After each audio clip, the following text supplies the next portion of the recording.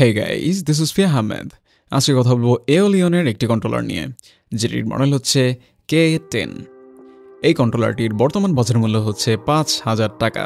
কন্ট্রোলারটি পাঠানো হয়েছে থ্রিপটেক থেকে। আপনারা চাইলে ওনাদের অফিসিয়াল ফেসবুক পেজ থেকে কন্ট্রোলারটি পারচেজ করতে পারেন, ওনাদের ডিটেলস ডিসক্রিপশনে দেওয়া থাকবে। K10 এওলিয়নের সবথেকে cool looking and premium controller. By the way, এই কন্ট্রোলারের সাথে আরও দুইটি কন্ট্রোলার থাকছে যা almost same as Aolion Black Myth Wukong edition except colour. So ওই কন্ট্রোলারের ব্যাপারে ফুল একটি ভিডিও থাকছে, দেখতে ক্লিক করুন আই বাটনে। কন্ট্রোলারটি সিম্পল লুকিং বক্সের মধ্যে আসে, যার মধ্যে থাকছে একটি ইউজার গাইড, একটি USB A to Type-C cable, 2.4 GHz এর ডাঙ্গল, থাকছে এক্সট্রা পেয়ার অফ থাম্বস্টিক, থাকছে thumbstick resistant foam, charging dock and controller. কন্ট্রোলারটি Xbox Series X এর লেআউটের, তবে তাছাড়া তেমন কোনো মিল নেই।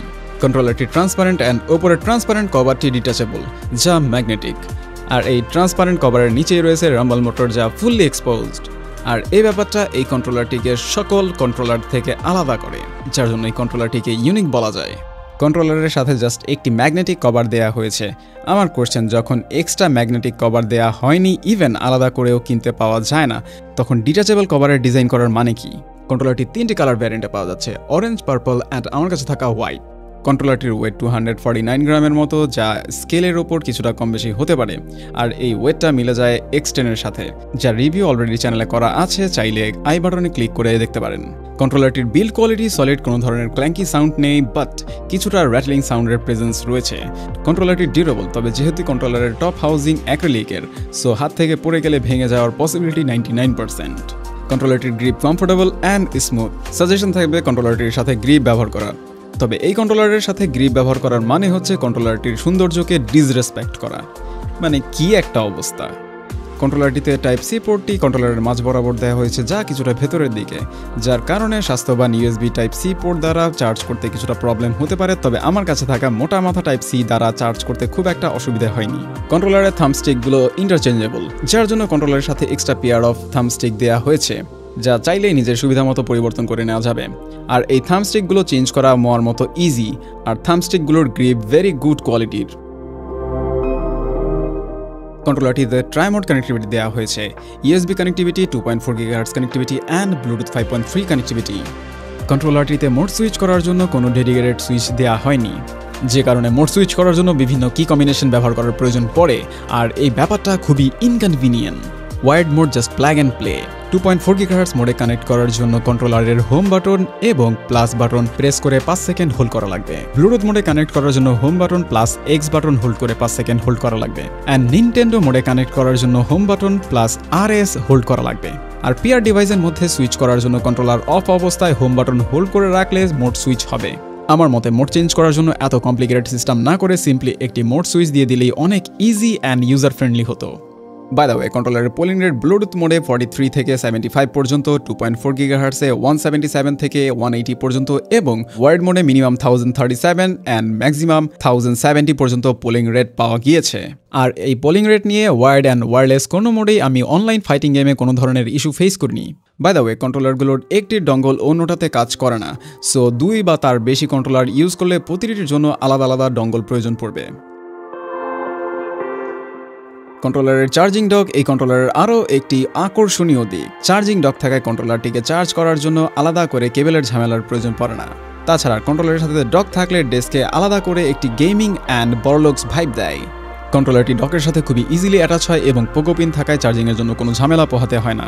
কন্ট্রোলারটি চার্জিংয়ের সময় ডকে থাকা হোয়াইট LED গ্লো করে। ডকের মধ্যে 2.4 GHz কানেক্টরের জন্য আলাদা কানেক্টর দেওয়া হয়েছে, যার জন্য খুবই ক্লিন একটি লুক পাওয়া যায়। কন্ট্রোলারটি ডিসঅ্যাসেম্বল করার জন্য ম্যাগনেটিক কভার সরিয়ে ওপরে থাকা 8টি স্ক্রু খুলে লোয়ার পার্টের ট্রান্সপারেন্ট কভারটি খুলতে হবে। দেন নিচে থাকা আরও 2টি স্ক্রু খুলে কন্ট্রোলারটি অ্যাপার্ট করা লাগবে।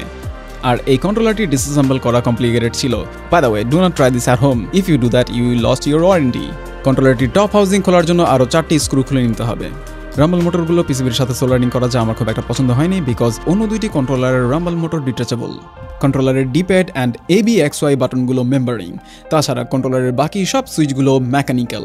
তাছাড়া জয়স্টিক অ্যান্ড ট্রিগার বোথ আর হল এফেক্ট, যা মূলত ম্যাগনেটের মাধ্যমে কাজ করে, যার জন্য হল এফেক্ট জয়স্টিক অ্যান্ড ট্রিগারের লংজিভিটি বেশি হয়ে থাকে। কন্ট্রোলারের ডিপ্যাডে মেকানিক্যাল সুইচ দেওয়া উচিত ছিল বলে আমি মনে করি, যা না থাকায় ডিপ্যাড মুশি ফিল হয়।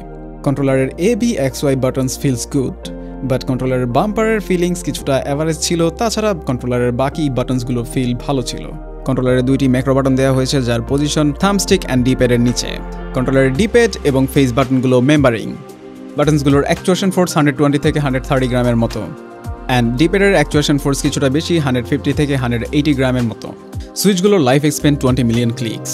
জয়স্টিকগুলোর অ্যাভারেজ 0.1 থেকে 0.4% পর্যন্ত, আর জয়স্টিকগুলো হল ইফেক্ট হওয়াতে সব এক্সিসগুলো 0তেই থাকে, যার জন্য অনাকাঙ্ক্ষিত ড্রিফট হওয়ার পসিবিলিটি নেই। তাছাড়া জয়স্টিকগুলোর স্মুথনেস বাড়ানোর জন্য এক্সট্রা পম ম্যাটেরিয়াল ব্যবহার করা হয়েছে। কন্ট্রোলারটিতে 600 mAh এর ব্যাটারি দেওয়া হয়েছে, যা আমার মতে কিছুটা কম বলে মনে হয়েছে। আর 8GB কন্ট্রোলারের জন্য 600 mAh এর ব্যাটারি নট ইনাফ। আর এই 600 mAh এর ব্যাটারি দ্বারা কন্ট্রোলারটিকে ফুল টাইম 8GB অ্যাক্টিভ রেখে ব্যবহার করলে ব্যাকআপ পাওয়া যায় 2 থেকে 3 ঘন্টা, আর 8GB অফ করে ব্যবহার করলে ব্যাকআপ পাওয়া যায় 6 থেকে 7 ঘন্টা। কন্ট্রোলারের একটি ডেডিকেটেড অ্যাপ রয়েছে শুধুমাত্র ফোনের জন্য, আনফরচুনেটলি পিসির জন্য কোনো সফটওয়্যার নেই। আর এই অ্যাপটি দ্বারা করা যায় সুইচ রিম্যাপিং, কন্ট্রোল করা যায় ভাইব্রেশন, পরিবর্তন করা যায় RGB'র কালার, আরও কিছু করা যায়, বাট তেমন একটা ইম্পর্টেন্ট না। আর এই অ্যাপটি ডাউনলোড লিঙ্ক পিন কমেন্টে দেওয়া থাকবে। কন্ট্রোলারটি ম্যাক্রো সেট করার জন্য টার্বো প্লাস ML বা MR প্রেস করে 5 সেকেন্ড হোল্ড করলে ম্যাক্রো মোড অ্যাক্টিভ হবে। দেন নিজের ইচ্ছা মতো বাটন প্রেস করে পুনরায় ML বা MR প্রেস করলে ম্যাক্রো সেট হয়ে যাবে। কন্ট্রোলারের RGB LED গুলো ব্রাইট অ্যান্ড স্যাচুরেটেড, চাইলে রেইনবো অথবা সিঙ্গেল কালারে অ্যাডজাস্ট করা যায়। তবে সবার কাছে RGB'র ব্যাপারটা ভালো নাও লাগতে পারে, তার জন্য RGB ফুললি অফ করার অপশনও রয়েছে। আর RGB'র ফাংশনগুলো কিভাবে কন্ট্রোল করা লাগবে তা স্ক্রিনে দেওয়া থাকবে। ইন্ডিয়ান বলা যায় এই কন্ট্রোলারটি one of the best value for money controller right now. তার কারণ কন্ট্রোলারটির লুকস, ফাংশন এবং চার্জিং ডকের সাথে এই প্রাইসে অন্য কোনো কন্ট্রোলার এই মুহূর্তে অফার করছে না। সো বাজেট যদি হয়ে থাকে 5000 টাকার মধ্যে আর চাচ্ছেন একটি ইউনিক লুকিং শো অফ করার মতো কন্ট্রোলার, তাহলে এই কন্ট্রোলারটি কনসিডার করতে পারেন। রেকমেন্ডেড। অ্যান্ড আজ এই পর্যন্তই, কথা হবে অন্য কোনো দিন অন্য কোনো ভিডিওতে। সে পর্যন্ত বিদায়, আল্লাহ হাফেজ।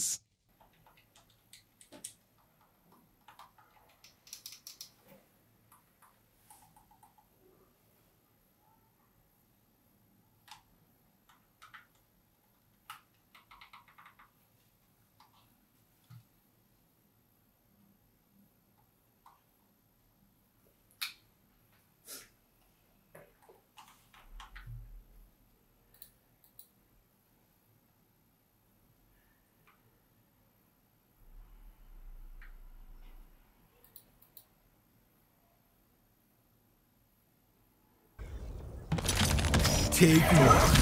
Action!